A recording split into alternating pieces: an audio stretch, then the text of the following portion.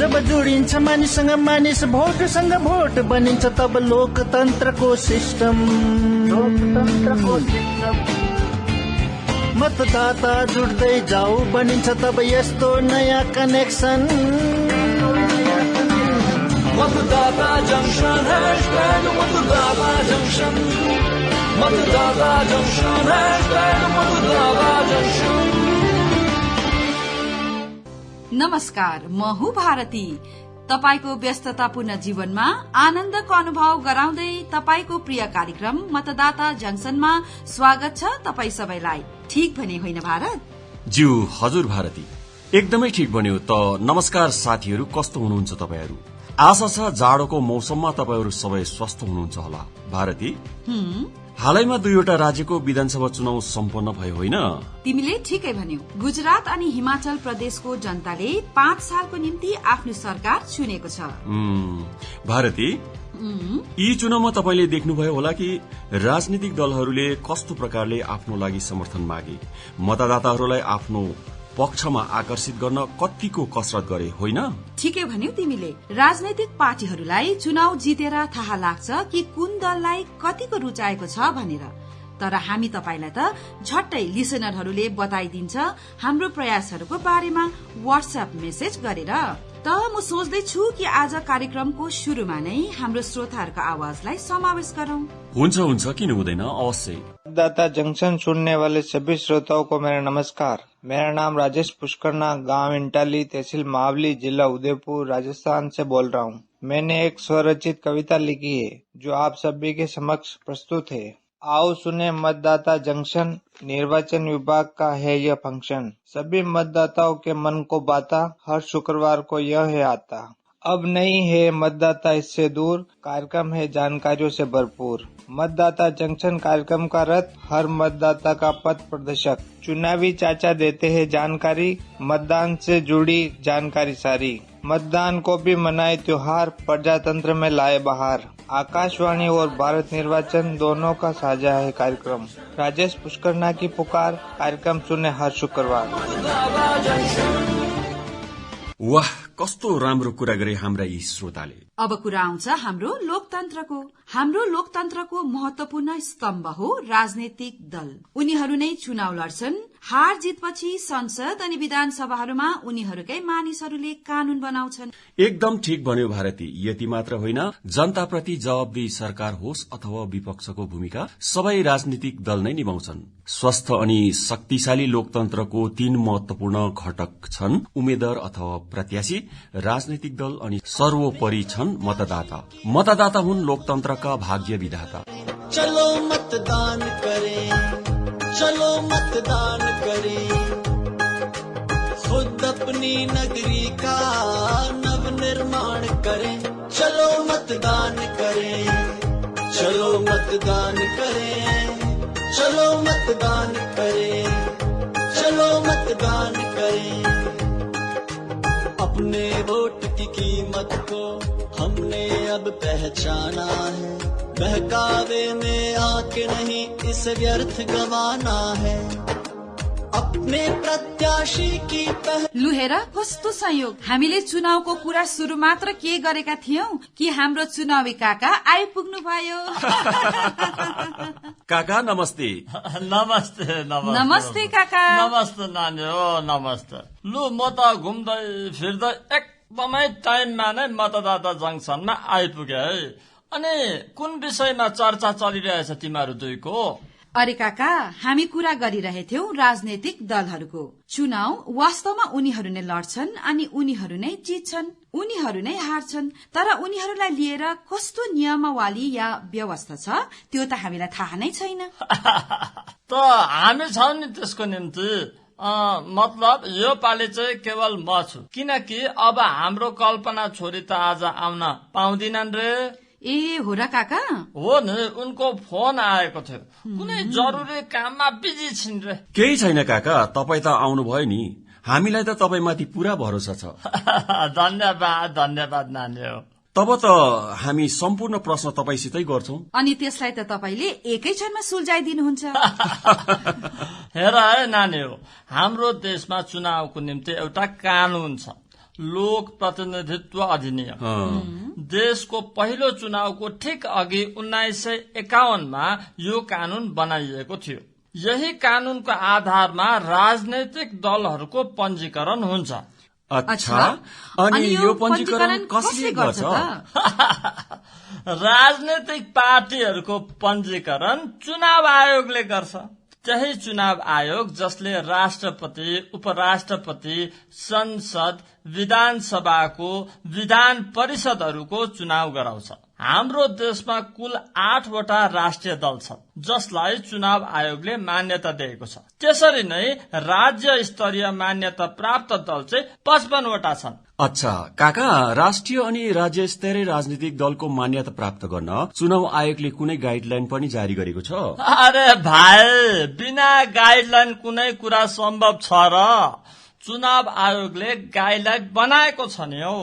चुनाव आयोगले चुनावहरूमा गुनासोलाई सुल्झाउनु अनि प्रत्याशीहरूलाई अलि राम्रो सुविधा उपलब्ध गराउनको निम्ति निर्वाचन आयोगले सुविधा अनि समाधान नामको 2 पोर्टल पनि लन्च गरेको छ।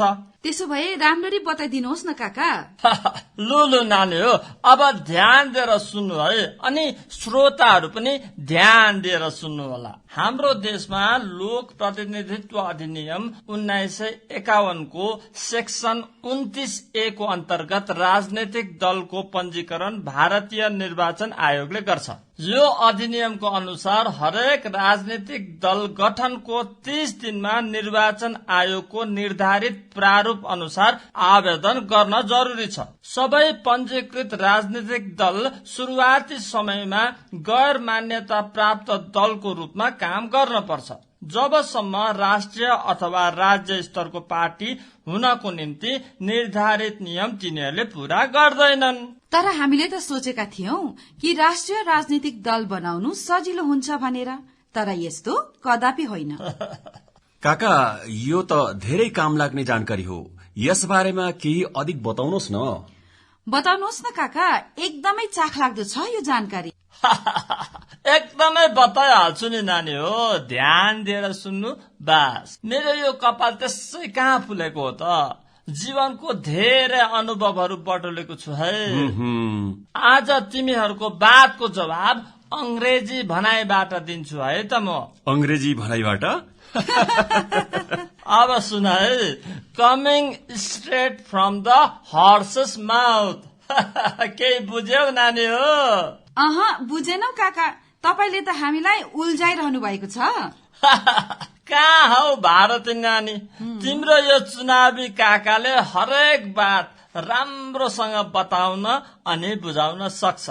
तर असल चाहिँ यो हुन्छ कि समस्त जानकारीको निम्ति निर्वाचन आयोगको वरिष्ठ सचिव श्री KN भारजीको बाट नै बुझौं। लुझाउँ है त?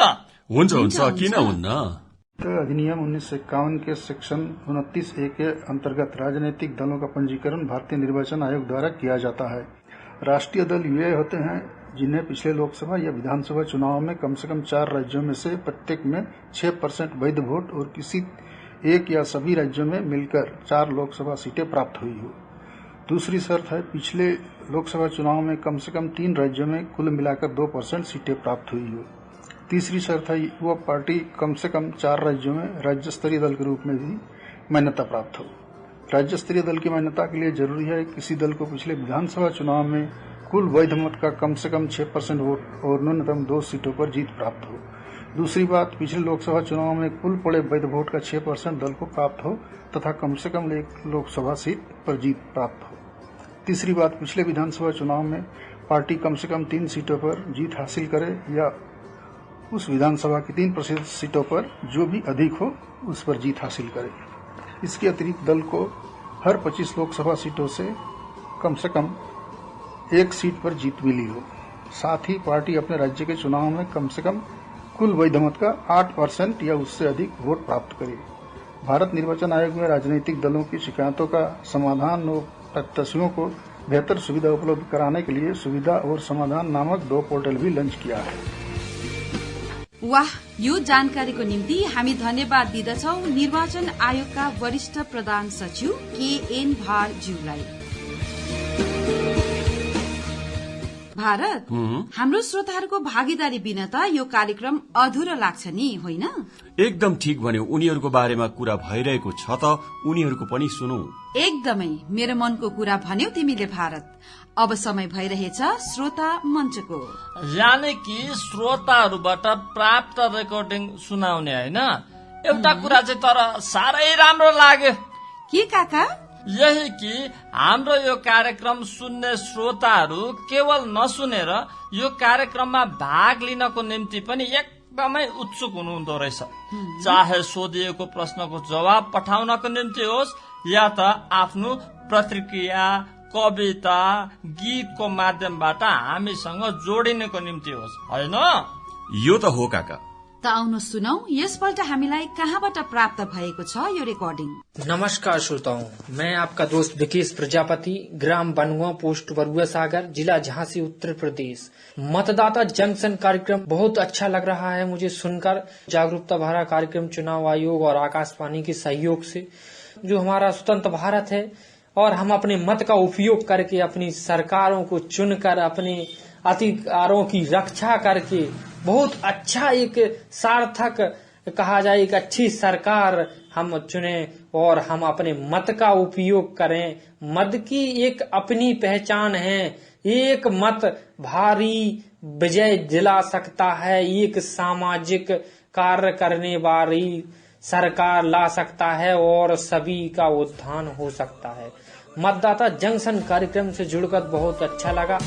देश में योगदान करो, पर्व चुनाव का मतदान करो, सबका कर्तव्य है, ये पहचान हमारी है, अपना अपना वोट करना सबकी जिम्मेदारी है। जागो रे जागो, जागो रे जागो, निकलो अपने घर से, नए कल का निर्माण करो। देश में योगदान करो, पर्व चुनाव का मतदान करो, जागो रे जागो।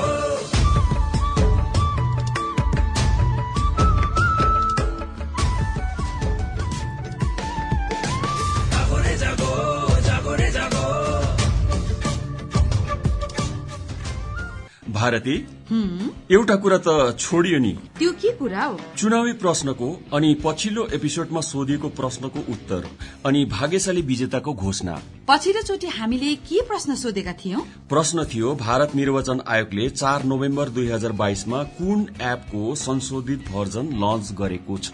त यसको सठीक जवाब हो PWD एपको संशोधित भर्जन। त अब समय भइरहेछ विजेताको नाम घोषणा गर्ने अनि भाग्यशाली विजेता बनेको छ T Subramanian, post office Kullakkad, Palakkad, Kerala. तपाईलाई बधाई छ।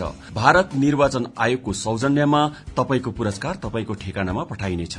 भारती, हामीलाई धेरै श्रोताहरूले आफ्नो उत्तर पठाइरहेका छन्। तिनीहरूमा धेरै श्रोताहरूको उत्तर सही पनि छन्, तर कसैले ठिकसित नाम लेखेका छैनन् त कसैले आफ्नो पूरा ठेगाना दिएका छैनन्। यसकारण उनीहरूको नाम लटरीमा सामेल गर्न सकिएन। यसैले यसपल्ट उत्तर पठाउँदा सही तरिकाले नाम लेख्नुहोस् अनि पूरा र सही ठेगाना पनि पठाउनु होला। अनि अब यस एपिसोडको प्रश्न।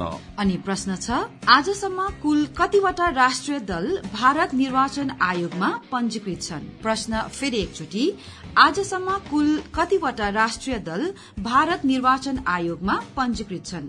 आफ्नो जवाब हामीलाई व्हाट्सएप गरिदिनुहोला। हाम्रो नम्बर छ 9999 3195 9999 03195 त साथीहरू, कार्यक्रम सुन्नु भएको अनि यसमा जोडिनु भएकोमा तपाईहरू सबैलाई धन्यवाद। मतदाता जंक्सनमा तपाईहरूसित बिदा लिने समय आइसकेको छ। फेरि भेट्नेछौ निर्वाचनसित जोडिएका यस्तै नयाँ अनि चाख लाग्दो विषयको साथमा। तबसम्मलाई नमस्ते। जब जोडिन्छ मानिससँग मानिस, भोटसँग भोट बनिन्छ तब लोकतन्त्रको सिस्टम। मतदाता जुट्दै जाऊ बनिन्छ तब यस्तो नयाँ कनेक्सन। मतदाता जंक्शन हैशटैग मतदाता जंक्शन, मतदाता जंक्शन हैशटैग मतदाता जंक्शन।